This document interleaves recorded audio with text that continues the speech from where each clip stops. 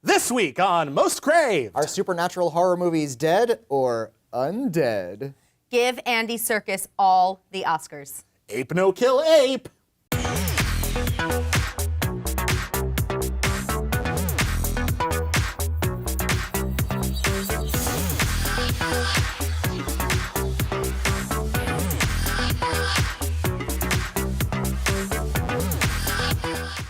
Hey everybody, William Bibbiani from CraveOnline. Jenna Busch from Geek Nation. I'm Whitney Seibold from Nerdist.com. And we're here to talk about some movie stuff. Last weekend, people seemed disappointed that Deliver Us from Evil didn't rock the 4th of July box office. Ryan Turek wrote a great editorial at Shock Till You Drop about whether or not audiences are souring on supernatural horror. They've been underperforming this year so far. What do you guys think? Well, you know what? I don't know that people are soured on that. I honestly think it's the advertising. I think people are kind of tired of the same commercial and waiting for like the same, oh, it's a low budget horror movie and it's going to have a twist ending.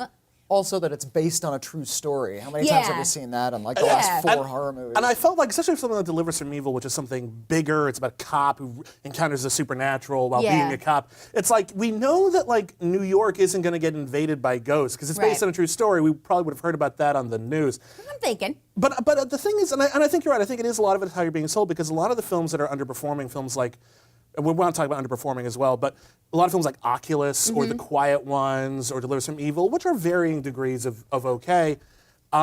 Varying degrees of okay. That's very egalitarian way to put it. I'm a very egalitarian kind of guy. Okay. But they're different films. They're very unusual films in a lot of ways. But they're all marketed exactly the same. Well, and they all occupy the same sort of this new genre of kind of the neo-ghost story. This is where the current trend it's like is. We're really kind of realistic The with found this. footage thing is going away, so now we're in this sort God. of trend of, well, I guess mini trend, because it's already dying, of these sort of neo-ghost stories where everything is based on a true story. Everything's shot kind of similarly, even if it's The Conjuring where it's really wild, or, you know, what was it, Insidious Part 2, where everything's just kind of crazy, or something that's a bit more grounded. They'll feel kind of the same. Yeah, and I mean, it's pretty well established that I love horror, so I'm going to go see all of these anyway, but I would like them to be marketed differently, because, I mean, look, you're never going to get a really new story with horror, or it's going to be very rare that you do, and they're just fun to see, but you have to give me some reason to go. Well, I think there's also an issue of, I think our standards for a successful horror film have exploded lately, because The Conjuring did so well, because the Paranormal Activity movies did so well, even though they cost nothing. Yeah. And I feel like, you know, if a horror movie that costs like less than $10 million to produce doesn't break $100 million, that doesn't make it a failure. Yeah. Like Oculus did okay. What did it make, like $40 million so far, something like that? That was a cheap movie. Yeah. That's a success for that kind of movie. Yeah, and although when you bring something out like this on 4th of July weekend, you usually, like, those are the numbers you're looking for. You're looking for holiday weekend numbers. Right. So I don't think you should really judge it by those standards. Last year when The Conjuring came out, it was seen as counter-programming. It was like, let's see how The Conjuring does. Even if it does just okay, we'll make money. And then it ended up being really successful, partially because it's a good movie, really good word of mouth, and partially just because it looked good. Like, it looked cool from all the trailers. Do you think it was just the quality of this one? Does it just stink as a movie? Well, I think this one, I feel like Deliver Us from Evil, by making it a cop movie and putting it on 4th of July weekend, it implies that it's bigger than it is. It implies that it's an action horror movie in some way, when in actuality, it's not what it was. And I didn't dislike the movie, but I thought it was just sort of middle of the road. I thought it was 6 of one, half a dozen of the other, neither as good as it could be. And yeah, I just think it didn't stand out enough. It didn't capture people emotionally by saying, these people are like you. What if you had an evil doll in your house? How creepy Who doesn't would have an that evil be? doll in their house? Right? It had the owl.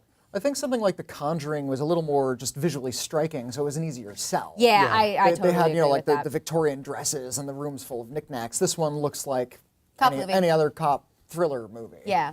Yeah. I mean, again, the only real striking image is that owl. The owl scared the crap out of us. It's there on that screen behind He's awesome. We saw this trailer in front of The Quiet Ones, and we were just like, oh God, that owl's going to do something. That owl's going to do something. Oh, the owl did something! It would scare the crap out of us. And that was the scariest part of the movie, and they ruined it in the trailer. It was too bad. Yeah, we could do a whole show on what they ruined in trailers. Well, here's the thing. People say this all the time. Is horror dead? Is this horror subgenre Horror's dying? never going to die. But I do think there's something to be said for Hollywood thinks it's math. You know, audiences like supernatural horror movies, so let's put out a ton of those. And then people get tired of them because horror is based on the unexpected. What's next? Like, what haven't we done yet? What do you think is the next trend going to be? Mummies? Gosh, I couldn't Mummies. say. Mummies, yes, let's go Mummy. with mummies. Let's Yeah. let's start that as a hashtag. Let's trace the trend. In the 70s, it was satanic thrillers. Yes. In the 80s, it was teen slashers. Yeah. Late 90s, it became sort of that self-aware kind of slasher thing. Yeah. Bride of Chucky, Scream, etc. Yeah, 2000 it became torture porn and also J-horror. Those were sort of Yeah. hand Yeah. in hand. And then we had found footage and sort of this And it neo-ghost sort of story. it bled into the supernatural, whether Yeah. or not it was. I think it may go back to sort of classic horror, like classic horror, like like classic, classic movie like- monsters like and new 30s takes on kind them. of? That's what I'm hoping for anyway. yeah. Well, they're redoing Dracula this Yeah, this it's October. sort of- exactly, so- exactly. Yeah, big maybe we'll gothic, get- having a lot of fun with it. Yeah, Yeah. that could be really, really cool. Well, let's talk about what's going on this weekend at the box office. Planet of the Apes. Rise of the Planet of the Apes. Dawn of the Dawn Planet of the Planet of So the Apes. I said, oh, They, yes. they mixed up those titles They because really the first did. That's one what- was the dawn yeah. of it, and this one they This is the rise. ride. They're It's- rising. it's All very right, thank you for confusing. that. I'm still kind Thank of you annoyed you're making me feel that better. they're using of the rise of the planet of Yeah. the. Yeah, It's- yeah. Okay, well, I dumb, just but- saw this last night. As did we. Oh my God! I know you guys didn't like it as much as I Well, did. we liked it just I fine. like yeah, it fine. but It's a good movie. but not like I did. I loved it. You went nuts. There was you a went, dance. You went bananas. Oh my God! You, went- actually just you went- said that. You went ape. I was trying to resist. I'm trying not to cry right now. I Okay. want to but- get this on home video and adjust the color on my TV and make it Dawn of the Planet of the Grape Apes. Oh my God! I kind of want to do that That's too. my dream. Okay, but Okay, here's yes. the thing: the CGI was so phenomenal, Amazing. so This is the amazing. best special effects I think I've seen in like any movie. Absolutely, really. Yeah. and the amount of acting that came through a CGI character's face and the mocap, of course, and Andy Yeah. Serkis is brilliant, but And also oh the my people who did God. the work to make that play as a name. absolutely. No, Absolutely. the visual effects are impeccable in a way. In the first one they were great and a Yeah. major step forward, but you could see the seams if Right. you looked hard enough. This one, they have like close-ups of ape faces, Yeah. like emoting, and you actually see everything. Yeah. And you It's can't, uncanny. You It's almost can't mind-blowing. tell that it's special effects. It's the Yeah. first time where I've looked at a digital effect and haven't been able to say that's definitely digital. Yeah, and I won't go deep into all the hidden meanings and messages in It's the not film, that but hidden. well, no, not that hidden. It's But- not a deep movie. It's just a yeah. fun movie. And But it's because really cool. one of the things about sci-fi that's so amazing is that you can put a fine point on things you can't really do that with in other movies without it being like smacking you over the head. Right. And Yeah. there are just a lot of levels to this movie, and I absolutely loved it. Also, Baby Monkey. Baby Monkey. It's Baby as Monkey. deep as a movie can be that has a chimp on horseback firing 2 machine guns into the air while screaming. amazing. Also, I'm pretty It's sure amazing, that but it's not exactly a subtle image. I'm pretty sure they were also saying that chimp was Dick Cheney. So I'm not sure how I. Well, I talked to another critic. They said it was Obama versus McCain, but chimp style. So it's I don't we're even know what to do exploring with our that. political world. Oh, that's what through, sci-fi is for. Through gun-toting chimps. As one does. That's what And sci-fi on is. that note, that is it for Most Craved. Hey, everybody, come back next week. Whee!